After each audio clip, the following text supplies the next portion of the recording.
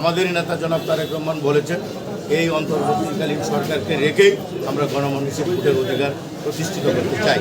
তারই অংশ হিসাবে আমরা যত ভালো কাজ আছে আইন শৃঙ্খলা থেকে শুরু করে নির্বাচনী কার্যক্রম বিএনপি জনপ্রিয় দল দায়িত্ব নিয়েই বলতে চাই আমরা তাদেরকে সহযোগিতা করব। আমরা মনে করি যে বর্তমান অন্তর্বর্তীকালীন সরকার সেটিকে নজর রেখেই ছলা পরামর্শ করে ভোটের সুন্দর ব্যবস্থাটুকু করবে। কতটা দেখতেছেন আইন শৃঙ্খলা পরিস্থিতি যেরকম আছে? বর্তমানে বিএনপি আমরা যারা করি স্বাধীনতার পক্ষে মহান স্বাধীনতার ঘোষক শহীদ রাষ্ট্রপতি জিয়া রহমানের রাজনৈতিক আদর্শে রক্তে করা সংগঠন বিএনপি। আজকে আপনাদেরও বুঝতে হবে, সমস্ত সমাজের বুঝতে হবে যে আমরা স্বাধীনতা বিরোধী শক্তির বিরুদ্ধে লড়ছি।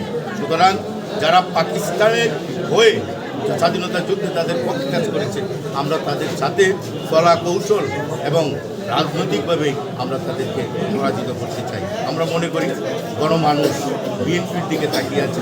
জনাব তারেক রহমানের একটি দফা প্রণয়ন করেছেন, বাস্তবায়নের জন্য দায়িত্ব দরকার। আমরা বলছি যদি রাষ্ট্র পরিচালনার দায়িত্ব জনাব তারেক রহমান এবং বিএনপিকে দেন, আমরা মনে করি আমাদেরকে যারা প্রতিনিধিত্ব করার জন্য স্ব এলাকায় দিয়েছেন, আমাকে চায়ের থেকে নির্বাচন করার কথা বলেছে সর্বকনিষ্ঠ বিভাগীয় শহর। এই ফ্যাসিস্ট হাসিনা এই দেশকে, এই ময়মনসিংহকে ধ্বংস করে দিয়েছে।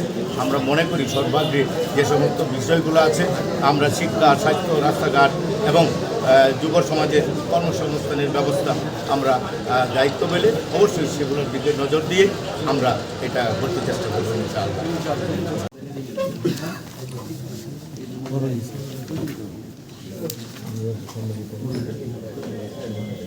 রুকন ভাই সাংবাদিকরা কোন সাইডে দাঁড়াবে? আমরা এই সাইডে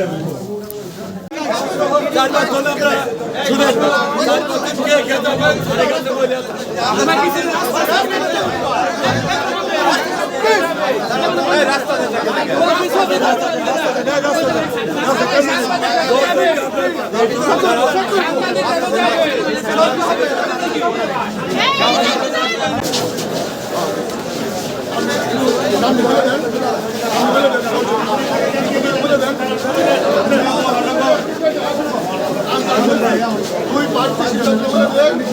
মহানগরের আহ্বায়ক বলতেছি ভাই, মহানগরের আহ্বায়ক